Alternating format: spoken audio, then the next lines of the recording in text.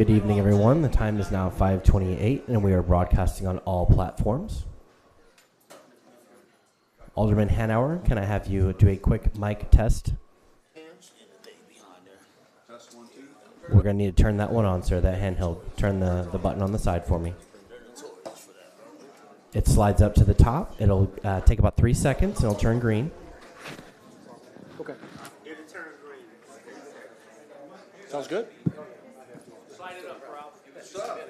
Can you hear me? Yes. That sounds great. Thank you, sir. No more Mr. Roboto for you tonight. Where'd you go? You're acting like Mork for Mork. But you said Nanu. That's Mork. Mork for Mork, he was from outer space.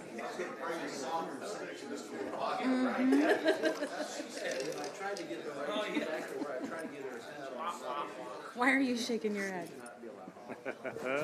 Just good old North End stuff.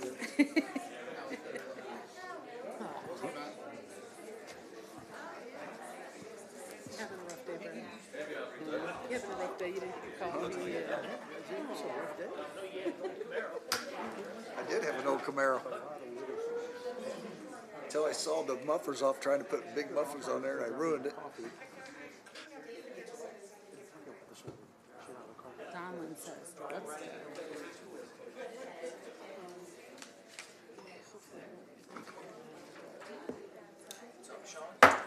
Being that it's 5:30, the March 4th, 2025 meeting of the City Council is called to order. Please rise for the Pledge of Allegiance. I pledge allegiance to the flag of the United States of America and to the republic for which it stands, one nation, under God, indivisible, with liberty and justice for all. Clerk Redpath, can you please call the roll? Yes, ma'am. Alderman Cox. Present. Alderman Gregory. Here. Alderman Williams. Here. Alderman Rockford. Here. Alderwoman Purchase. Alderwoman Netriano. Here. Alderman Carlson. Here. Alderwoman Conley. Present. Alderman Donlin. Here. Alderman Hanauer. Here. Mayor Busher. Present. Mayor Busher, you have a quorum. Thank you, Clerk. The civility pledge. In the interest of civility, I pledge to promote civility by listening, being respectful of others, acknowledging that we are all striving to support and improve our community, and understanding that we each may have different ideas for achieving that objective. This evening, there are no proclamations or presentations to come before the council, so the chair will entertain a motion to dispense with the reading of the minutes of the February 18th, 2025 regular city council meeting and approve the minutes. So moved. Second. We have a motion and a second. Any discussion on the minutes? Seeing none, all those in favor of the motion, please say aye. Aye. Those opposed, nay. The ayes have it. The chair will entertain a motion to incorporate the pre-council first reading of ordinances into the record of this council meeting. So moved. Second. We have a motion and a second. Any discussion on that? Seeing none, all those in favor, please say aye. Aye. Those opposed, nay. The ayes have it. The next item on the agenda is the consent agenda. The chair will entertain a motion to incorporate the pre-council reading of the consent agenda into the record of this council So meeting. moved, Mayor. Second. We have a motion and a second. Any discussion on that? Seeing none, all those in favor of the motion, please say aye. Aye. Those opposed, nay. The ayes have it. The chair will entertain a motion to place the consent agenda on final passage. Second. We have a motion and a second. Any discussion on the final passage of the consent agenda? Seeing none, the voting will now be open. All those in favor of the motion, please vote yes. All those opposed, please vote no. And the motion, and let the record show that Alderwoman Purchase has joined us. Welcome, Alderwoman. And the motion passes with 10 voting yes, none voting no. You surprised me when I saw that. There are no items remained tabled or in committee at this time. The chair will now entertain a motion to put on an omnibus vote agenda items 2025-089, 2025-090, 2025-091, and 2025-092. Second. We have a motion and a second. I will read each of those into the record quickly. 2025-089 is an ordinance approving the appointment of Daniel T. Chung to the Springfield Community Relations Commission. 2025-090 is an ordinance approving the appointment of Kenneth M. Yogers to the Civil Service Commission. 2025-091 is an ordinance approving the appointment of C.J. Metcalf as the General Public Representative to the Springfield Convention and Visitors Advisory Board. And 2025-092 is an ordinance approving the appointment of Joanna Judge as Deputy City Clerk. So we have a motion and a second for an omnibus vote. Before we put this towards final passage for a vote, can I get a motion from all those in favor of the omnibus vote, please say aye. Aye. Those opposed, nay. The ayes have it. So now we will look at putting all these agenda items, 2025-089, 2025-090, 2025-091, and 2025-092 on final passage. So moved. Second. We have a motion and a second, and before we get to discussion with the council, I do see that two of the people are here tonight. Do either of you want to speak? Do you want to say anything, Mr. Chung? No? Okay. And Ms. Judge, do you want to say anything? Okay.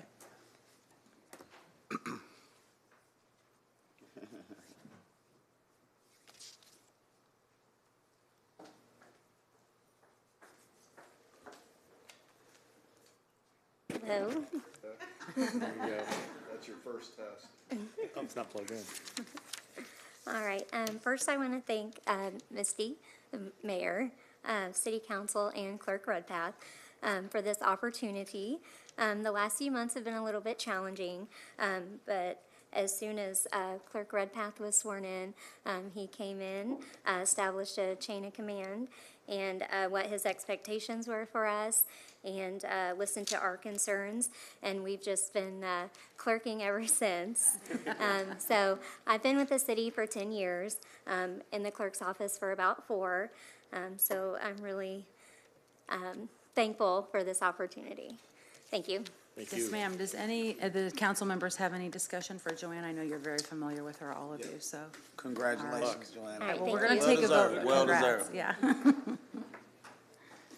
Okay, any discussion from the council members then? Seeing none, the voting will now be open. All those in favor of the motion, please vote yes. All those opposed, please vote no. And the motion passes with 10 voting yes, none voting no.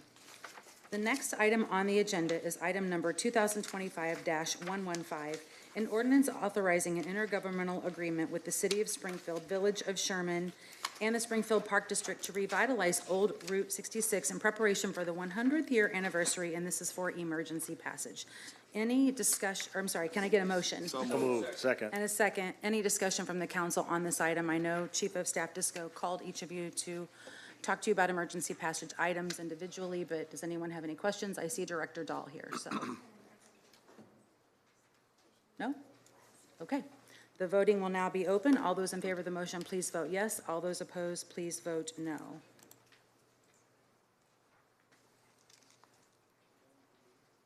And the motion passes with 11 voting yes, none voting no.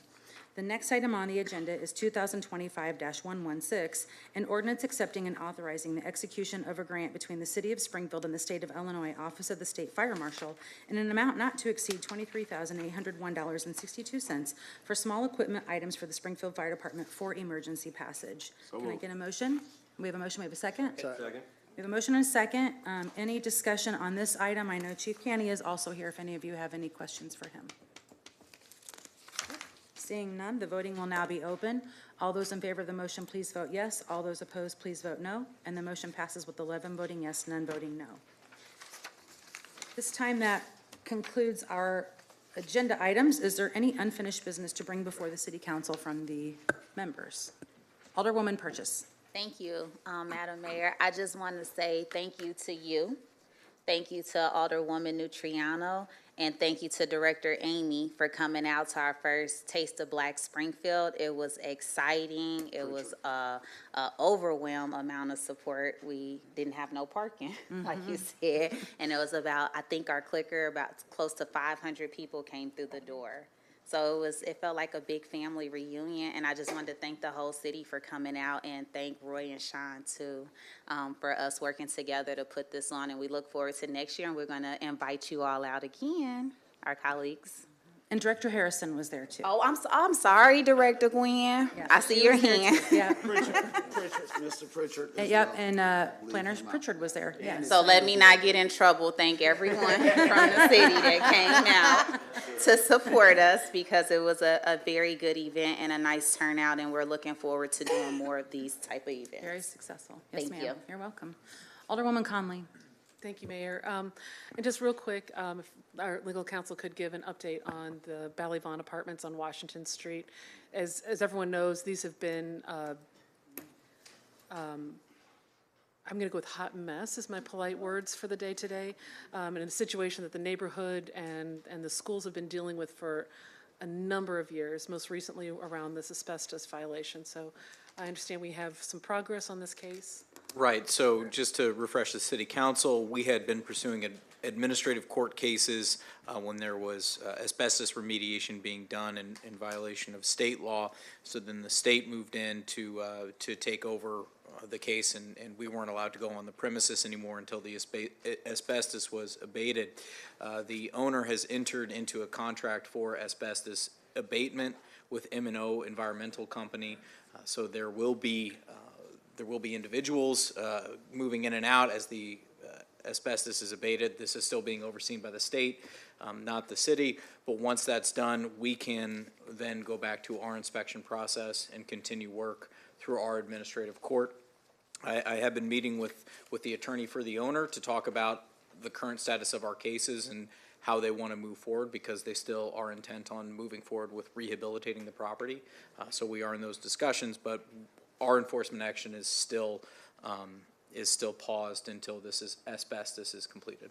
Paused but not ended. Correct. Right, so, because I do get I get a lot of questions, and I know people drive by those apartments, and, I mean, it really looks terrible. The apartment building, or the home next to it that used to be the daycare, also falling apart, not looking great.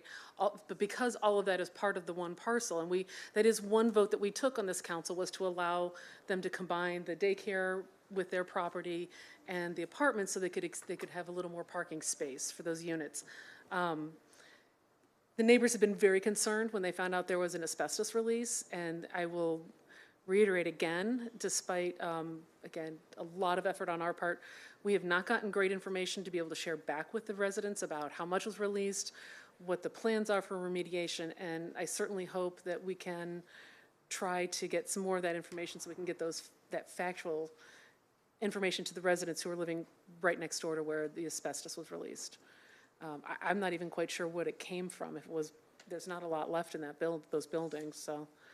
But anyway, thank you for the update. It has really been a concern and an issue and a drain, and one that I want to make sure that we as a city see through to a full mitigation, not just this asbestos case, but everything else with those buildings. They have potential to be a really great asset, and we know we need housing, and I certainly would like to see affordable housing developed in that part of my ward. But I also want to see it done safely, and I want to see it done in a way that respects the neighbors that have been living with a huge mess right in their front, side, and backyards. So, thank you very much. I appreciate that. Thank you, Alderwoman. Alderman Hanauer. Yeah, along with that, Mr. Mordock, the house has got some trees out front that they're crumbling. And I mean, they could be gone tonight or tomorrow with the winds, but my concern is, with the kids walking over from West Campus, is there, now that they've gotten the approval to start doing work, is that something we can get them to cut those trees down? Because I think they're old ash trees is what they are, and there's some big limbs that have fallen, and I'm surprised that they haven't fallen on Washington. So. Yeah, now that there's work actually being done and there's a dialogue between the owner and the state, we can work to see if taking those down can be accelerated through the state's oversight. Yeah, I think that's got to be done quickly, because That's an immediate hazard. yeah, that's an immediate hazard that you got kids walking to and from all the schools over there, and they use that sidewalk, and boy, all it would take is for one of those branches to fall, and that could be very bad. So thank you. Alderman Gregory? Thank you, Mayor. Mr. Murdock, how long is that abatement process estimated to take? I don't have that for this council, but I can get that information and circulate it. I think that would be good, just good info, for the Alderwoman. I bring that up because I've recently been tagged in some posts about trash and bad houses, and I can tell you I am probably fed up with this fly dumping and trash stuff. It is getting out of control. So, I think as a council, we got to really, really put our heads together. I know, Murdock, you've been working with CWOP on the ordinance from 2016 on putting people on there. I think that if we catch people without trash, they need to go on CWOP or something to get this thing going. Without even looking, I know we've spent hundreds of thousands of dollars picking up fly dumping, and it's just to a point where we got to do something about it. We got to look at it. I'm definitely open to all conversations, but it is overwhelming for our staff, for me, my colleagues, I'm sure. It's just to a point where we really got to put our heads together. It's ridiculous. So, Alderman, I'll follow up with you after this. I talked to one of the zone managers about that was working on that today, so I'll talk to you about a suggestion he had. Sure, thank you. Absolutely. Any other unfinished business? Seeing none, any new business to come before the council? We're going to get everybody going so you can go enjoy your Fat Tuesday and have some fattening food today, right? You know what? Right. What'd you say? And drinks. Oh, sorry, your water. So the citizens who have signed up in advance to address the council, first person is Bob Emmel. Is Mr. Emmel here? Didn't see him. Okay. Ken Pasha, I also do not see Mr. Pasha. He in the hallway. Oh, is he? Is Talking to Chief Chief Canny, Scarlett. is he in the hallway? All right. What'd you say? We trying to. You don't want to know what he said. Right on cue. My apologies. I was out there talking to Chief Scarlett. I am actually going to follow up on what we talked about regarding one of my friends and the officers that she dealt with. Everything's been taken care of in regards to that. She had a great follow-up visit, and the SPD did a pretty good job with it. The investigation's still ongoing, so shout out to them for actually making sure everything's okay. And I don't mean actually like they don't, but just in terms of, how I approached it last time versus now, the outcome is a lot more appreciated. So I just want to keep an update on that. And then I do want to touch base with you guys in terms of with the city itself in regards to funding. I don't know if you guys saw the state of Illinois is awaiting $2 billion from the federal government. I'm not sure how much of a shortfall you guys may be looking at in that regard, but I do hope that we're doing our due diligence to get in touch with the community in regards to the needs that we do have and keeping those funded. I think there's going to be a lot of things coming up in the next couple years, probably a lot less time than that even, within the next couple months that are really going to make this city have to confront a lot of issues that we may not have expected to confront, even as a city council or as a city itself or even citizens of this country. So I'm going to kind of diverge from my normal narrative of being a lot more locally focused and kind of talk to you guys more as just kind of we're all adults here. I don't know how worried you guys are about what's going on. I don't know where you land on the political spectrum personally. We all have little letters behind our name, but that doesn't necessarily tell me who you are or what you believe about our current circumstances, but they're looking pretty dire, guys. I have a really hard time staying positive on a normal level just because it's hard to not acknowledge the kind of world we live in on a general basis, but it's been a lot harder lately since January 20th. Even if you support some of the actions going on, you have to question the wisdom behind those choices. Social Security, Medicare, Medicaid, our national parks. I don't like to say DEI because I think that's a nasty word. I think moving forward with our civil rights and access for human rights is the kind of thing that I thought our country had long decided solidly, even if we disagreed about how we advanced on that. I thought everybody largely agreed, but we're going to face shortfalls in a way I don't think any of us could have ever pictured. Our federal government seems to be largely abandoning us, and I think the deep, deep level of worry that some of the citizens have spoken about over the last 6 months that may have sounded a little dire 6 months ago sound a little more prescient now. So I hope that you guys, when you think about what we as a city are going to do, really start considering the idea that we're going to be doing that without a lot of available resources beyond what we have right now in front of us. It's very easy to start cutting things out of a budget when the money gets tight. That's the way it goes. But there's certain things we as a city need to hold on to, and I can't name all of them here in the next 2 minutes, but I think we all know the kind of things I'm talking about from what I've covered even over the last 6 to 7 months. I'll give Jeff a break because he hasn't heard me talk much, but that's definitely something where with a lot of these issues, I've stayed consistent. But now these issues are going to be a lot more locally focused because I don't think we're going to get the kind of help that we did. And I think it's deeply worrying for all of us, the kind of world that we're going to be living in. It gives me a lot of pause as I go through my day, like when I try and give people hope, like when they reach out to me for advice or guidance, because I don't want to seem pessimistic about our options, but I do have to be realistic. I'll say I don't know. I don't know for once, guys. It really worries me because we're watching things happen that leave us in a state where it seems like the world actually thinks we're losing touch. Not even just, the president himself or our leaders, but like our country is changing the way that it existed in the world and in how it relates to its citizens and our country itself. And I think it worries all of us in a way that I really hope you guys consider when you talk to your constituents and they reach out to you, and they may even seem a little fervent about the tiniest things lately. But I think a lot of that is because we're trying to control what we can control right now, because a lot of this is way out of our hands. We look at what's happening on the news and we can't do a whole lot about it. But here in this city, we can. You guys do have that power, you know that. And I think it's going to be really important in the coming months when I've encouraged you guys to think about the unhoused, the mentally ill, the kind of people that are the most vulnerable, victims of human trafficking. I mean, these are people that right now our federal government is not going to concentrate the resources on or the energy on to do anything for. And while we haven't quite done that very much, we really need to start doing that, because these people are going to be even deeper marginalized, and so are our own citizens, like seniors, people that rely on Medicare and Medicaid, which we have a large number of those people in our city. I mean, my own mother came to me today who relies on her Social Security retirement, and she's deeply worried. Her lease expires in June. She may not have the money to renew that if they cut her Social Security, at which point she'll move in with me.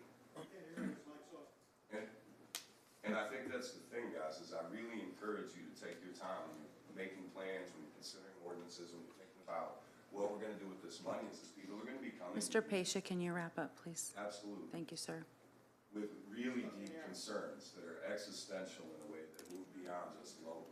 So I encourage you to really, when these people reach out to you, to speak to that matter, because it's going to be a lot more than just garbage not getting picked up or, just small things. So thank you guys for your time. Thank you, sir. Thank you. Thank you, Kim. The next person signed up to speak is Robert Frazier. Mr. Frazier?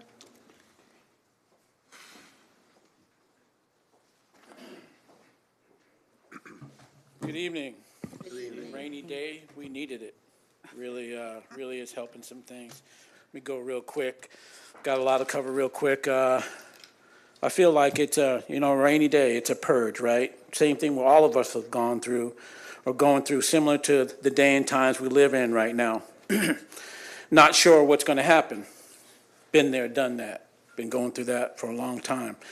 One thing is for sure: the sun will come up and the sun will go down every day.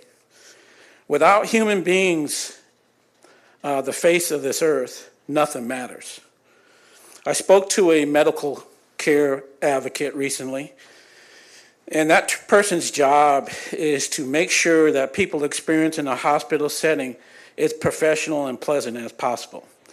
That person's goal is that no people come to the hospital unless they absolutely need to. That was their position. What does clean clothes and linen have and mean to that important initiative? Simply stated, spoiled laundry, contaminated with all sorts of germs and bacteria and bodily fluids, food debris, which can be a source of pathogenic bacteria, fungi, and viruses. If someone is sick at home, their clothes can be contaminated too. Regular washing of clothes and bedding is essential, helps remove bacteria, dirt, fleas, mites, and all of those irritants could cause infections. Washing of clothes and bedding can help reduce the incidence of infections and diseases. I want to read to you some of the experience of some of the people that are coming into the laundromat to take advantage of the free CSA program. I have 2 kids. I'm currently not working due to unexpected hardships. Programs that help to make life a bit easier, such like this one, laundromat provides. Prices are up with food and everything else, so you never know how simply helping to pay for something as clean clothes is essential. It makes a huge difference. I lost my job, and being able to keep my children and clothes clean means so much to me. Thank you so much. They're very nice and respectable and helpful program. I'm so happy that this program exists, and because it helps me and as a grandma and a mother.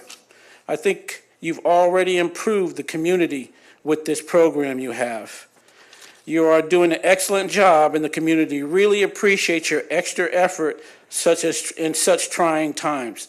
Thank you, and keep up the excellent attitude and with the public needs. The program is very helpful improvement. If you would ask people if they need soaps and dryer sheets, that would be helpful. All my money goes to bills and rent. For me, it gives me hope. Somebody cares. Thank you very much. I do not have a washer and dryer, and I think it helps everyone. It helps the neighborhood. This project is beautiful, and thank you so much, love. Those were actual surveys that people fill out for themselves. There's so much that the program really needs right now. I know we've been working with the city and everybody else. Thank you for all of your encouragement. Everywhere I go, every time I see people in the street or in meetings and events, they say, keep up the good work. Don't stop. Appreciate you. I see you at City Council in person, YouTube, Access Channel. Yes, I do believe that people hear me, but please know this program is not about me. It is about our community and our people. Please support the Soap to Hope initiative because it also provides jobs. We have probably 20 jobs that we could give out right now, but we don't have the funding to do that. Me personally, I'm doing a lot of stuff. I'm not going to complain. I'm very thankful for what I've been commissioned to do by somebody higher than me. But we can do so much more for the community, including jobs and other things with support, not only from the city, but from the county and other community people. So thank you. Please support the Soap to Hope initiative. CSA needs your money to support services rendered, employees, employee retention, and growth. Thank you. Thank you, sir. The next person signed up to speak is Brandon Derman.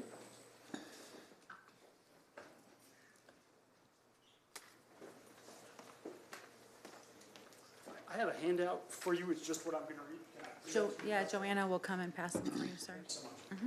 Do not touch the microphone. Okay. Take a load off there.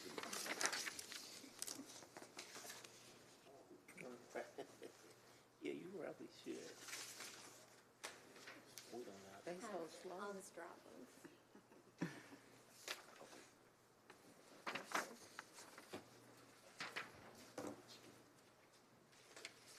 Thank you, sir.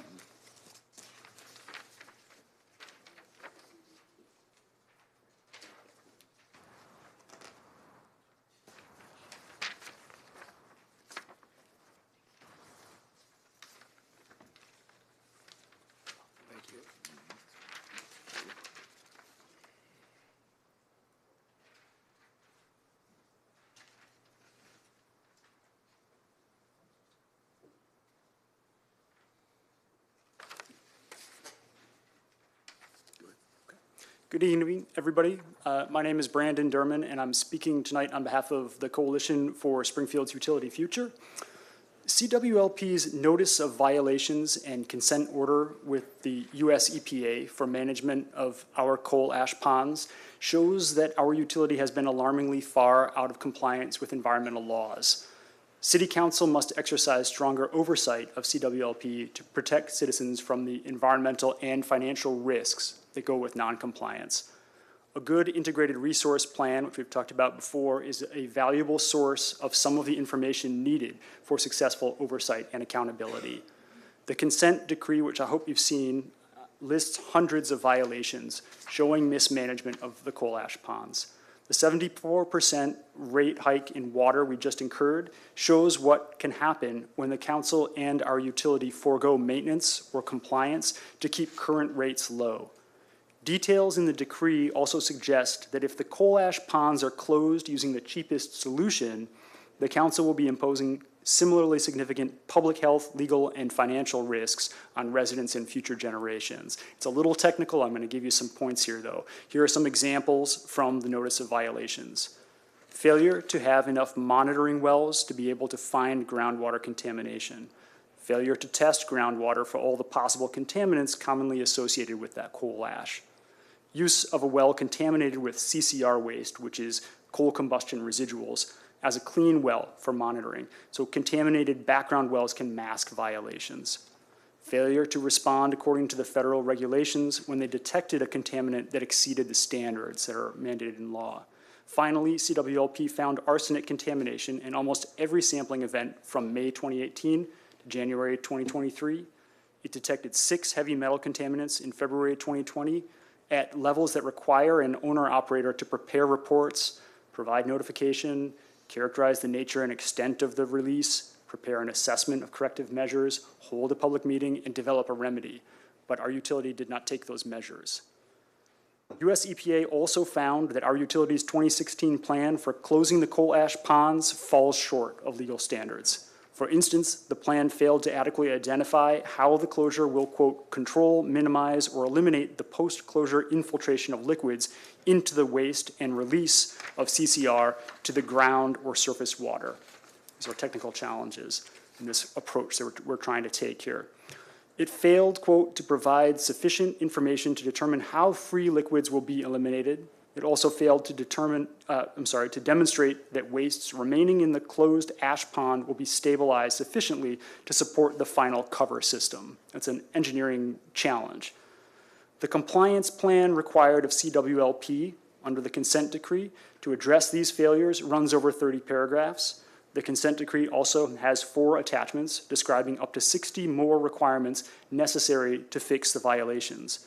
Some of these requirements describe the hurdles that we must clear to lawfully, quote, cap in place our coal ash.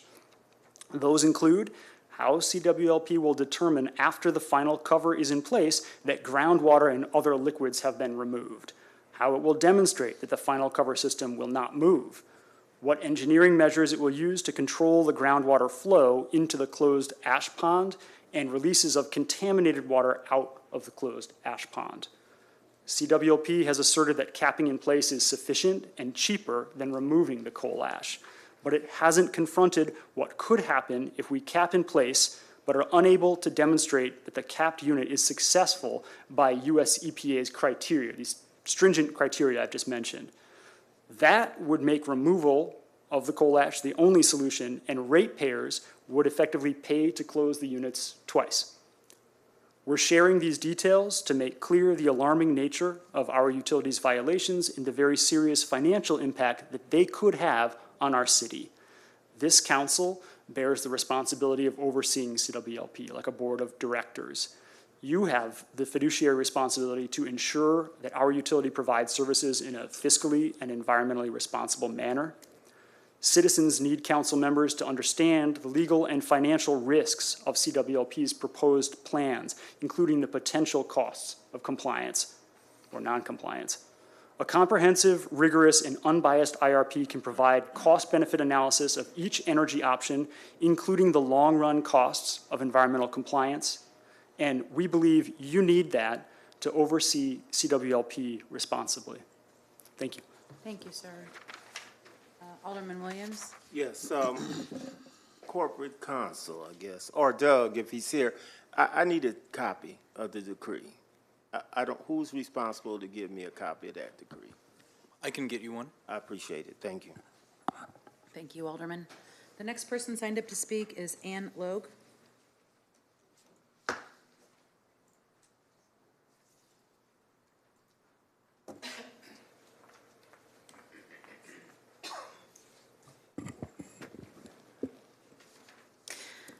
I would like to raise a concern that in CWLP's efforts to protect themselves from criticism from the public and the City Council, it has at times given a watered-down version, I suspect intentionally sometimes, of what is really happening at CWLP.